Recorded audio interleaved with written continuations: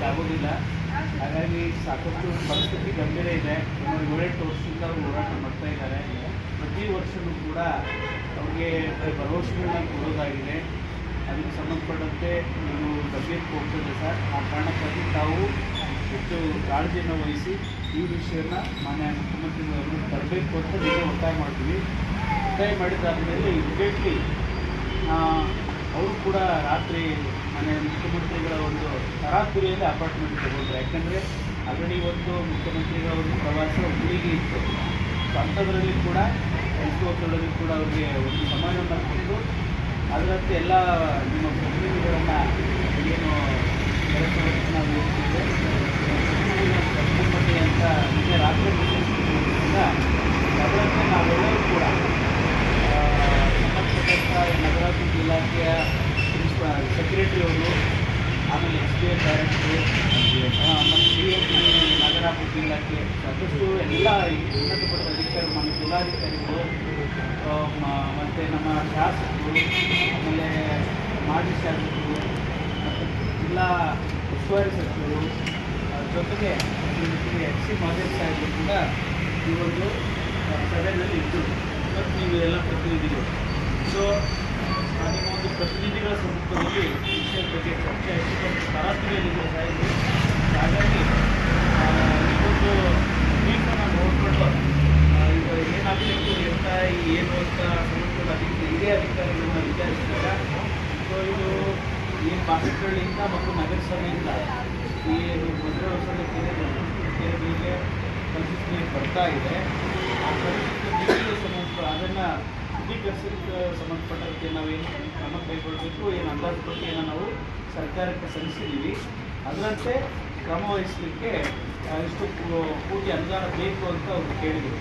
So ಅದರಂತೆ ಆಯಿತು ಮತ್ತು ಡಿಟೇಲ್ಸ್ ಆಗಿ ಮತ್ತೆ ಒಂದು ಮೀಟಿಂಗ್ ಮಾಡೋಣ. ಯಾಕಂದ್ರೆ ನಾನು ಹರಿಬರಿ ಇದನ್ನು ಹುಬ್ಳಿಗೆ ಹೋಗಬೇಕಾಗಿದೆ. ಹಾಗಾಗಿ ಎಲ್ಲ ಹೋರಾಟಗಾರರ ಒಂದು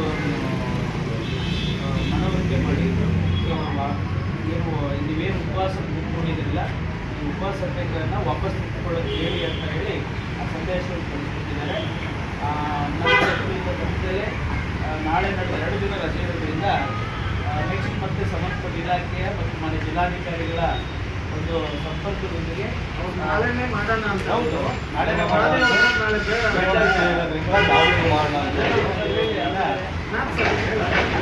ಆಮೇಲೆ ಇನ್ನೊಂದು ವಿಷಯ ಮಾದೇವಪ್ಪ ಸಾಹೇಬ್ರಿಗೆ ವೆರಿ ಕ್ಲಿಯರ್ ಆಗಿ ನಮ್ಮ NGT ಪಾಯಿಂಟ್ ಕಟ್ ಮಾಡಿದ್ರು. ಆಮೇಲೆ ಇವನು DC ಸಾಹೇಬರು ಆ ಪಾಯಿಂಟ್ನ ಹೈಲೈಟ್ ಮಾಡಿದ್ರು. ಆಮೇಲೆ ನಮ್ಮ ಏನು ಡಿಸ್ಟ್ರಿಕ್ಟ್ ಇನ್ಚಾರ್ಜ್ ಸಾಹೇಬ್ರು ಅದನ್ನು ಹೈಲೈಟ್ ಮಾಡಿದ್ರು. ಒಂದು ಕಡೆ ಹೋರಾಟ ಆದರೆ ಇನ್ನೊಂದು ಕಡೆ NGT ಡೈರೆಕ್ಷನ್ ಇದೆ, ಇದಾಗಲೇಬೇಕು ಅಂತ ಹೇಳಿದಾಗ ಅದು ಸೀರಿಯಸ್ನೆಸ್ ಇನ್ನೂ ಜಾಸ್ತಿ ಆಯಿತು.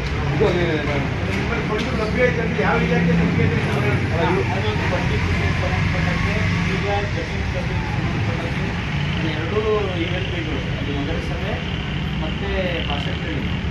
ನೆಕ್ಸ್ಟ್ ಏನೋ ಶಾರ್ಟೇಜ್ ಇದ್ದರೆ CSR.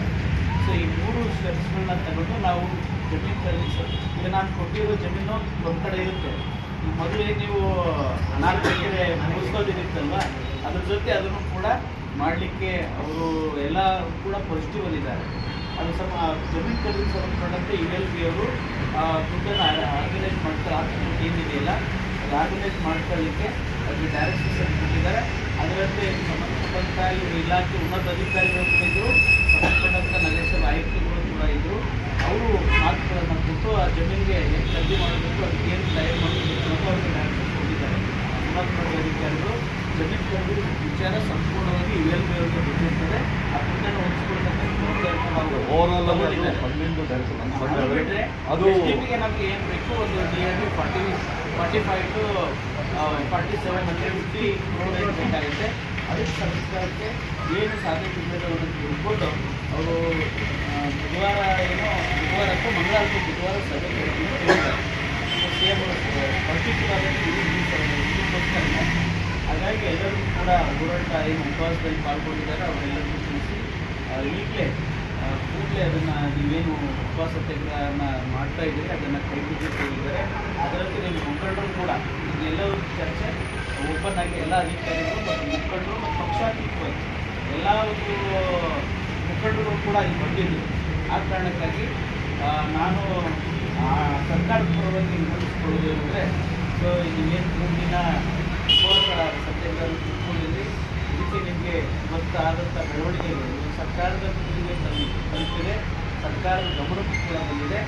ಇದು ಆಶಾಭಾವನೆ ಇಟ್ಕೊಳ್ಳೋಣ. ಆಮೇಲೆ ಅಧಿಕಾರಿಗಳು ಎಲ್ಲರೂ ನಿಮ್ಮ ಜೊತೆ ಒಳ್ಳೆ ಪಾಸಿಟಿವ್ ಆಗಿ ಇವತ್ತು ಚರ್ಚೆ ಆಗಿದೆ. ಅದಕ್ಕೆ ಉತ್ತರ ಸಿಗಬೇಕಾದ್ರೆ ನೆಕ್ಸ್ಟ್ ಮೀಟಿಂಗಲ್ಲಿ ಒಂದು ವ್ಯವಸ್ಥಿತವಾದಂಥ ಒಂದು ರೂಪರೇಷೆ ನೆಕ್ಸ್ಟ್ ಮೀಟಿಂಗ್ಗೆ ಬನ್ನಿ ಅಂತ ಡೈರೆಕ್ಷನ್ಸ್ ಕೂಡ ಉನ್ನತ ಅಧಿಕಾರಿಗಳು ಕೊಟ್ಟಿದ್ದಾರೆ.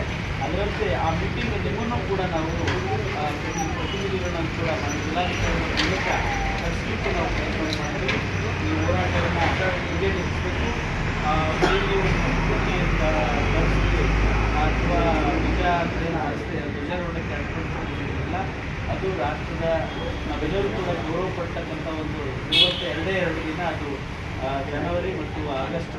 ಆ ಕಾರಣಕ್ಕಾಗಿ ನಮ್ಮ ತಾಲೂಕಲ್ಲಿ ಅದು ನಮ್ಮ ಜಿಲ್ಲೆಯಲ್ಲಿ ಆ ರೀತಿ ಆಗದಂತೆ ನೀವೆಲ್ಲರೂ ಕೂಡ ಸಹಕಾರ ಮಾಡಿದರೆ ಆ ಒಂದು ನಿಲುವೆಯನ್ನು ತಡೆದು ಅದನ್ನು ಕೈಬಿಡಿ ಅಂತ ನಾನು ಇಲಾಖೆ ಸರ್ಕಾರದ ಪರವಾಗಿ ಸಂದರ್ಭದಲ್ಲಿ ತಮಗೆ ಕೇಳ್ತಾ ಈ ವಿಶ್ವಾಸವನ್ನು ಅಂತೆ ಮಾಡಿರ್ತಾ ಎಲ್ಲ ಕರಡು ನೇತೃತ್ವದಲ್ಲಿ ನಾನು ಕೇಳ್ತಿರ್ತಾರೆ.